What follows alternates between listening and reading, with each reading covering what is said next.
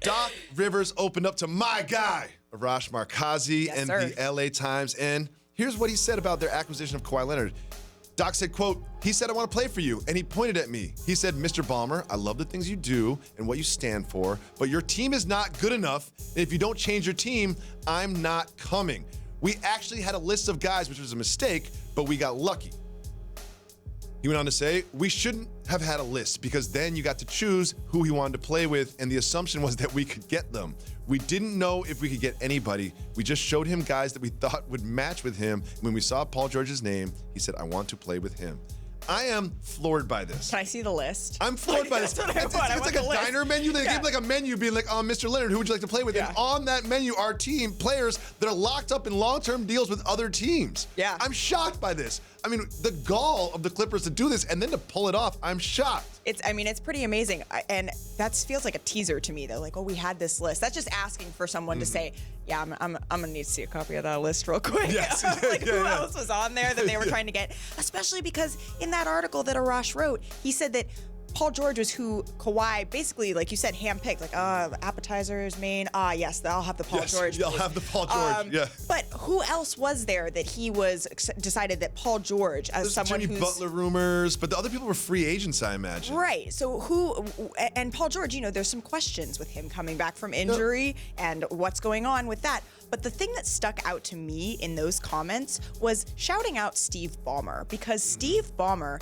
to me, embodies the new type of NBA owner. Ooh, how so? He is the hands-on guy. In that article, they were talking about how Steve Ballmer, they would send up to Toronto. He would sit courtside just so Kawhi would know, hey, we're here. We're not here. going anywhere. And we're here from top down. We're not here, with just the coach or just a couple of players, or we're going to shoot you a text. We're going to really work hard to make sure our owner, the person at the very top, is going to be there. And that is so different. Ramona Shelburne just came out with that Donald Sterling series. Yeah. That's so different from the owners of the past. That is a good point. I mean, he is there recruiting, and Kawhi says, he points to Steve Ballmer and says, I'm really impressed by you and what you do and what you stand for. This is just the other thing I'm going to need. And then Steve Ballmer pulls that off. I mean, other owners should be taking note They really of that. should. And one thing I love about that quote is the Clippers had a good season. They exceeded expectations. They took 2 games from the Warriors, and Kawhi Leonard's in a meeting being like, not good enough. Right. If you're the Clippers, you're like, we just had a great season. Yeah. Like we Pats are, on the back, we yo. are doing well. And Kawhi's like, you're all right, but you're not Right, real. but you're not exactly that. Yeah. And we were talking about the Nets. I actually see the Nets and the Clippers Yes, last season facts. as similar teams who both added 2 superstars, but 2 very different types of superstars. No all-stars on either team. Right. Exceeded expectations. Seemed to have a really good time. Seemed to gel. Had Absolutely. great chemistry. Good coaching. Good front office. Yep. Everything's going well. Adding superstars. And now what? You never know. Yeah. And you what is gonna never happen? know if this, the Exactly. chemistry is a very fickle thing. And with these Exactly. personalities, Kawhi doesn't have a personality, but Paul George's personality. That's it. And Kyrie Irving in the mix. Like the jury is still out on if adding a superstar to these sort of like over exceeding role players is going to play out for their favor. But it seems to me I am much less nervous about the personality clashes or lack of personality clashes between Paul George and Kawhi. Yes. And I mean, it's not like the Clippers don't have big personalities. Lou Williams and those types of guys. Pat Bev. Did you see Pat Bev Good working head. out on the beach in Tim's? Yeah.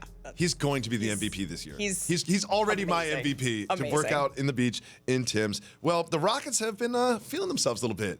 We have James Harden doing a big article, Tim Fertitta, he was here recently, and now it's Daryl Morey's chance to speak up about the Rockets. He was talking to the Houston Chronicle, and he said that they should be the favorites, and he crunched the numbers as he does, and he said there's a 30% chance they win the championship. Do you think Daryl Morey is right to think that the Rockets are the favorites in the West? I will never put my math skills up against Daryl Morey's math skills. I mean, I picked my major based on, only one math class? Excellent. Perfect. Mine was what time classes started. I was like, no classes before 10 a.m.? I'm in. Perfect. Sure. Excellent. Business, whatever. So I'm not going to say that his number is the 30% chance. I'm not going to argue with that. Just from a macro view, though, it doesn't seem to me super realistic that the Rockets are going to be the team that comes out of, even the team that comes out of the West, let alone the ones that win. I could see it happening. I mean, the Clippers to me just feel like they're such heavy favorites. I really like the Nuggets if Jokic is able to stay healthy, if Jamal Murray is able to take the next step. Gary Harris. Right. Yeah. And so to me, I'm thinking of all the teams that I would potentially put above the Rockets. I would put the Lakers up there. I'd put the Clippers up there. Can I sell you on the Rockets quickly? Let me try to sell you. Okay. Last year, one of the problems with the Rockets, James Harden had to do everything for them. You stagger James Harden and Russell Westbrook's minutes, you start them together, you finish the game together, but then you stagger. He's gonna be playing less. So you're gonna get the actual James Harden from the regular season in the playoffs this year. Load management. Also, Clint Capella, Eric Gordon, PJ Tucker, you're not buying this at all. I can tell from the rock eyebrow. I can tell from the rock eyebrow. The eyebrow came out. The eyebrow came out. I'm sorry, Malika. I'm sorry, Malika. You haven't sold me on. Tell me how Russ and James Harden are going to play together. They're not. That's the secret. They're not. You stagger them. I really think that's going to be a thing. I don't think you'll see them on the floor together beside the beginning we're betting and the end of the game. This. I will also say this. Coffee One thing bet. about the Clippers, Kawhi Leonard defensively, Paul George defensively, Pat Bev defensively, like they're gonna hold to a team to under 70 points. Yeah. I swear, Team all it's going to happen. defense. Thanks so much for watching ESPN on YouTube. For more sports analysis and highlights, download the ESPN app. And for live streaming and premium content, subscribe to ESPN Plus.